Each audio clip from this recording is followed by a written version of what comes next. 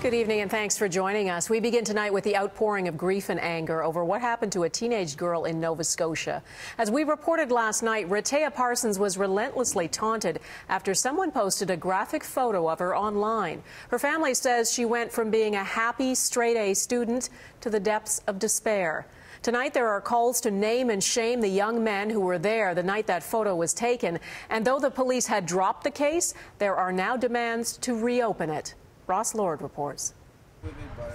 For these friends of Rehtaeh Parsons, the pain of losing her is overwhelming.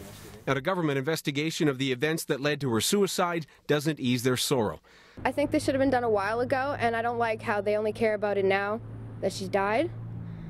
And they don't understand why police decided against criminal charges against 4 boys who allegedly raped Rehtaeh, taking a picture of the incident that was then circulated through her high school. Her mother says Rehtaeh was harassed for the next 2 years before hanging herself last week. Now, the Nova Scotia Justice Department is ordering an investigation into how police handle the allegations. I'm not going to second-guess the investigation.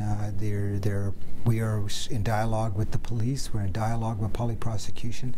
I think we need discussion about the rules around what images can go out there. Police and Crown won't discuss details of the actual picture, but some of Rehtaeh's friends who've seen it say it shows a boy smiling and giving a thumbs up. They say Rehtaeh is unidentifiable. I know that impacted her a lot, and I don't know what to say.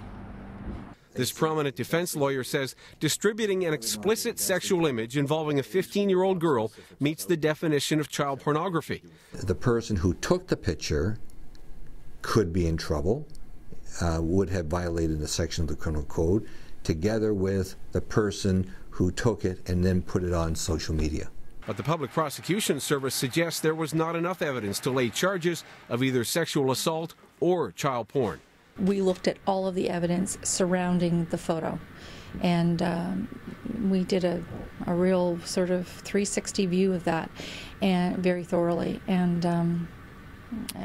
there just was not the evidence to warrant a realistic prospect of conviction.